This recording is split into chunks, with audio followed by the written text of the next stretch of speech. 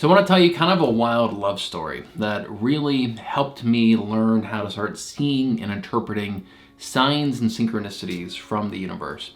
Because I'll be honest, I was very skeptical of that for the longest time. I always thought, that our brains are just programmed to naturally find patterns, in life, and that if you look for a pattern, you're going to find some sort of pattern. I was always very skeptical about, synchronicities and the universe talking to us. Until about 8 months ago. And that's really when I started being much more receptive to these concepts and really started looking for signs and synchronicities. And so it actually all started at the Dr. Joe week-long advanced retreat that I went to in San Diego back in April of 2022. And what's interesting is that at that event, he was saying, get ready. Wild and crazy coincidences and synchronicities are going to happen to you at this event. I was like, yeah, okay. Until they did, So I was at the one in San Diego, and I couldn't get a hotel room in the actual hotel that the event was at. I got a hotel a couple blocks away, so not that many people at that hotel were going to his event. And maybe my second night there, I went down to the bar at the hotel, and I sat next to a girl, and we started chatting. And then the next day I ran into her again, we started chatting, and then the third day I ran into her again, we started chatting and talking and started hanging out. And one of the nights I was talking to her, and it turns out that she actually has, so my son has a genetic disorder, he has very severe intellectual disabilities. She had a daughter that also had a very similar genetic disorder, born with very similar intellectual disabilities as well. Her daughter unfortunately passed away from her disabilities at 8 months old. But that's a coincidence, right? You can chalk that up to being a coincidence. But one of the nights we're at the hotel, we're sitting next to each other at the bar, and I was talking, I telling the bartender what my room number is so that he could charge my food to my room number. I told him my room number is 720. And she's like, oh my God, that's my daughter's birthday, July 20th. So her daughter, who has a very similar rare genetic disorder, just like my son, I'm staying in the room that's on her birthday, right? That's pretty wild, right? That's a synchronicity right there. That's the kind of thing that you really can't ignore.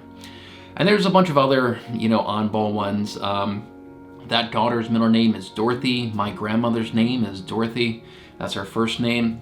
I've got this mandala tattoo here, and she's got a very similar mandala tattoo on the same arm and the same spot in her forearm as I do. I got a picture of us holding our tattoos next to each other. Very similar pattern. She has a bunch of people in her family with Rose as a middle name. I have a bunch of people in my family with Rose as a middle name. So a bunch of really oddball coincidences and synchronicities. Dr. Joe said that you're going to see synchronicities at that event. And sure enough, we're seeing all these synchronicities. She was also at the end of a 12-year marriage. She's moving forward with the divorce at that time. I had just finished my 9-year marriage, maybe a year prior to that, I just finished my divorce. And so she lived in California at the time, I lived in Maryland, and we kind of took this all as, a sign from the universe that we were meant to be, even though we live on opposite sides of the country. And so we started dating long distance, and we did that for about 3 months, until I finally flew out there. I picked her and her daughter and her dog up, and we drove across country, and they moved in with me here in Maryland. And I was convinced that this was all divine intervention. This was the universe speaking to us.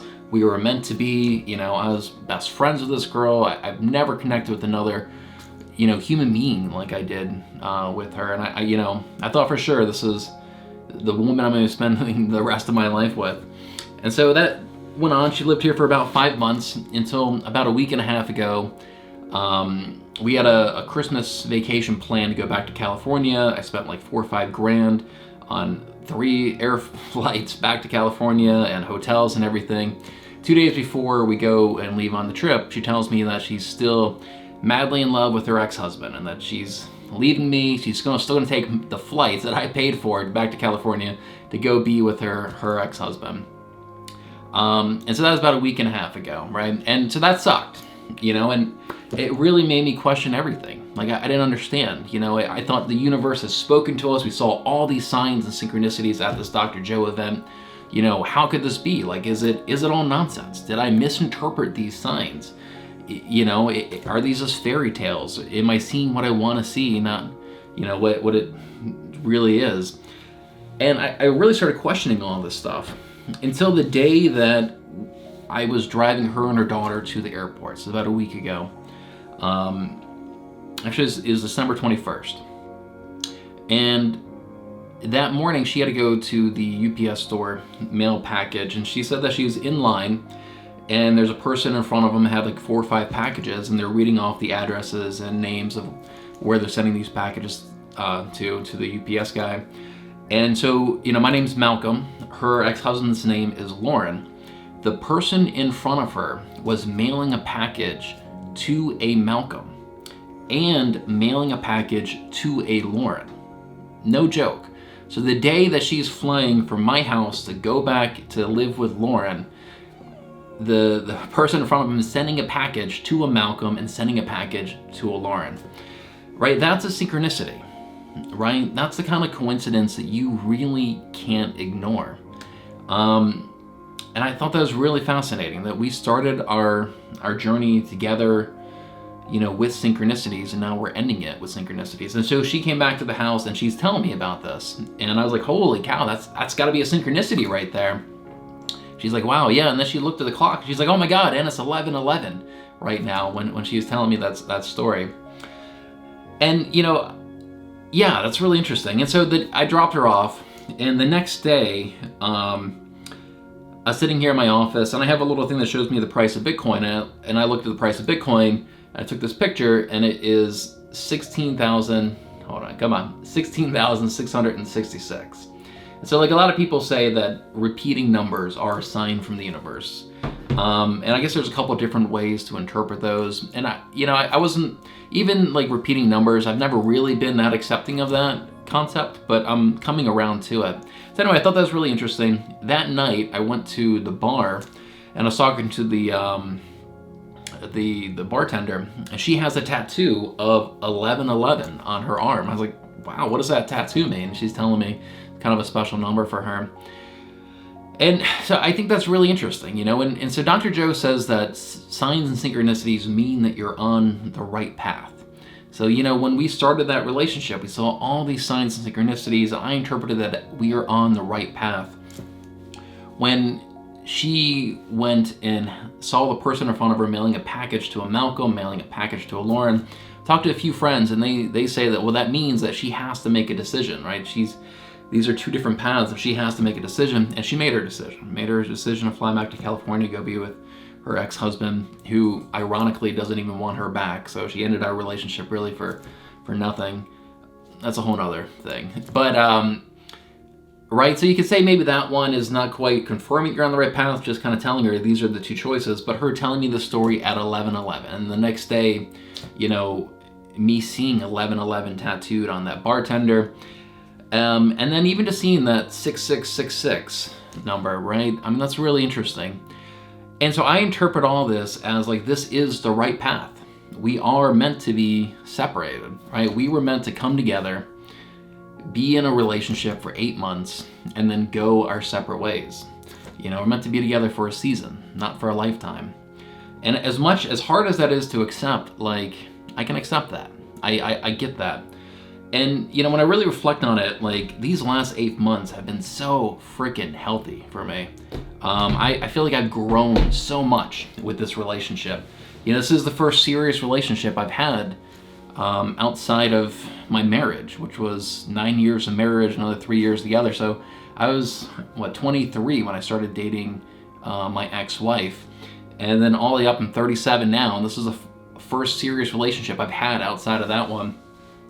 And like, that's opened up my eyes to so much, and I feel like I'm a completely different person now compared to my last relationship. And I feel like my mental health has just improved so much in this time.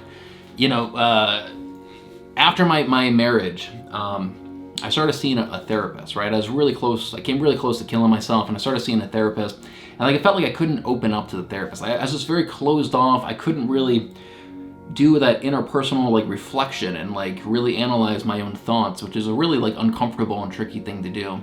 Remember, I saw multiple therapists, and I would always just kind of sit there like, oh, okay, what do I need to do? What do you ask me a question or something? Like I was very closed off. And so I started seeing a therapist again when I was in this relationship. Like we actually both started seeing a therapist. We actually started seeing a couples therapist as well. Like that's how badly I wanted this to work out. And man, I just opened up the floodgates. I'm just a freaking chatty Cathy with this therapist now. And it's been really, really helpful and, beneficial for me just to kind of like reflect on kind of what my biases are and, what I'm like projecting on other people and where that comes from. There's, my girlfriend taught me this phrase, you gotta name it to tame it. And once you realize why you have this unhealthy thought, it helps you, it just kind of goes away.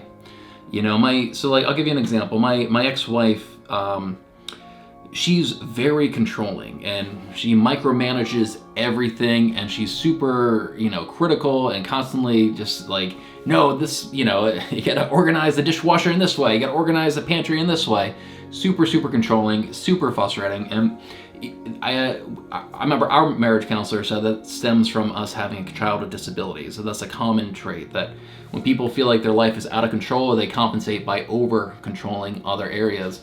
And so I kind of had this bias where I was very defensive anytime I think that my girlfriend is trying to be controlling and trying to micromanage me. I would get, just too sensitive to that. I was, too reactive to it, thinking that she's trying to control me.